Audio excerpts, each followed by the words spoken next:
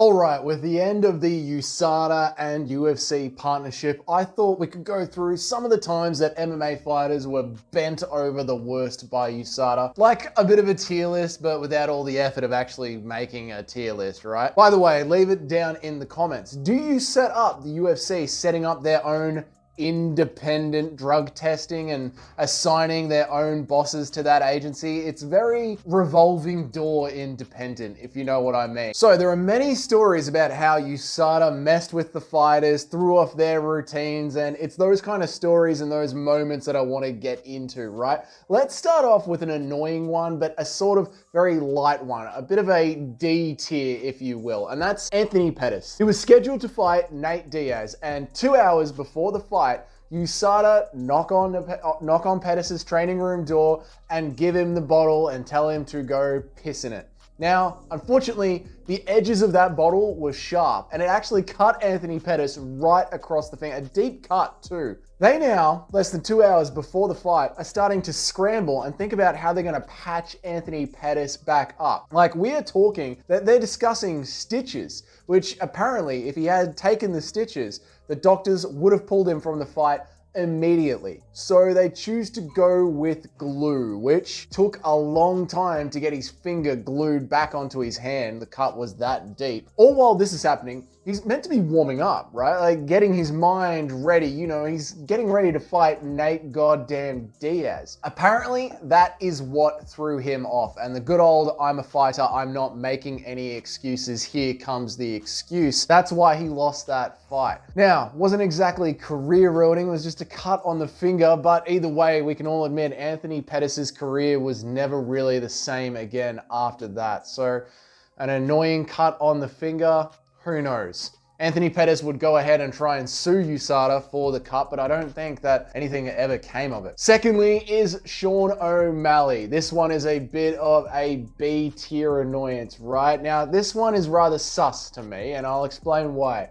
2018, 2019, Sean O'Malley popped very small amounts for a drug that boosts endurance and stamina. According to Sean O'Malley, he would pay for his own supplements to be tested. Sean O'Malley claims that he spent up to $20K of his own money. But somehow, some way, something was in there and the test came up positive on USADA's screens.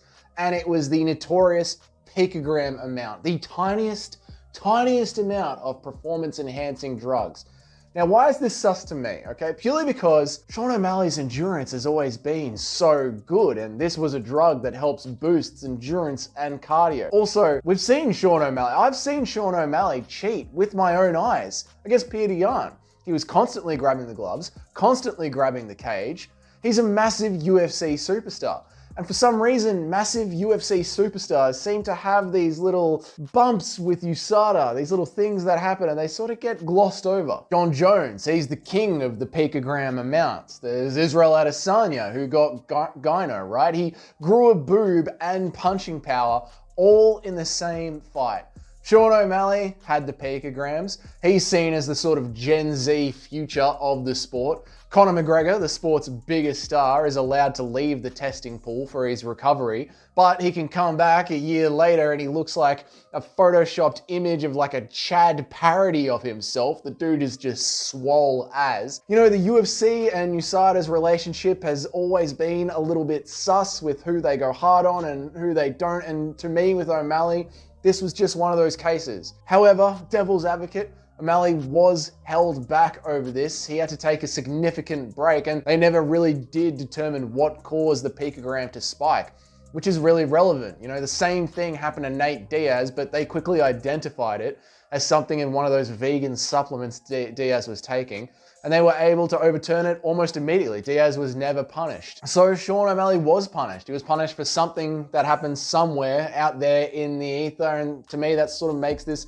a B tier mistake from USADA. They're punishing an athlete purely because he took something in a small amount that pops up in some vegan supplements, but they can't prove whether it was a cheat, whether it wasn't. Makes it a B tier sort of mistake for me, a B tier annoyance. Was Sean O'Malley caught up in something that wasn't his fault, or was he really cheating? They found out what caused the cheating and the UFC and USADA kept it quiet to not ruin O'Malley's budding career, as he was a bit of an up-and-coming superstar.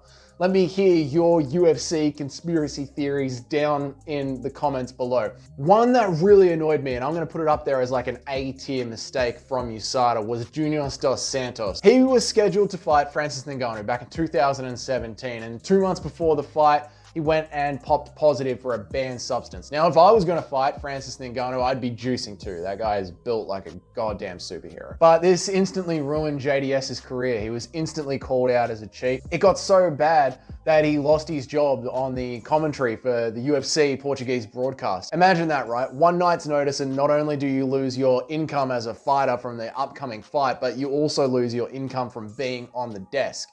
Now, what actually happened? Once again, a supplement issue. JDS took a supplement. The supplement had small amounts of the banned substance. JDS wasn't trying to cheat at all. He just took the wrong product at the wrong time, and it was hard to tell what was in them during that time. It was turned over by USADA, but that was 9 months later. And what punishment did USADA face? Nothing, not a goddamn thing. And that's the big problem with USADA and the UFC. Well, it's a really big problem really just for USADA in general. They're very harsh on the athletes, and fair enough. We don't want cheating in sport. But when they make a mistake, it's the athlete that has to pay for it. What punishment should USADA face for that? Should they be forced to cover the loss of income for the athletes due to USADA's mistakes? That would make USADA far more cautious when it comes to pulling the trigger and actually banning these athletes. But then if they were to be too cautious, would they accidentally allow a juiced athlete to head kick a natural athlete into the shadow realm? USADA would be responsible for that kind of damage if they were sitting on it for too long.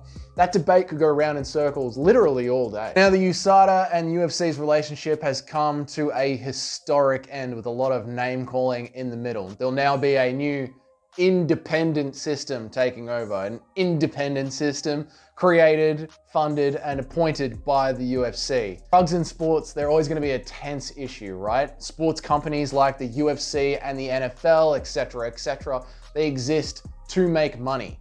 Athletes also want to cheat. The people breaking the rules are always looking for fresh new ways to get ahead of the slow-moving bureaucracies that are set up to catch them. It's always going to be a problem in professional sports when you have money, cheating, different interests involved. Let me know your thoughts down in the comments. Is the UFC setting up its own independent body a good or a bad thing? Do you trust the UFC to do this right? I want to hear your thoughts down in the comments. If you guys have been enjoying these videos, maybe consider hitting that subscribe button down there, and I'll see you all on the next one.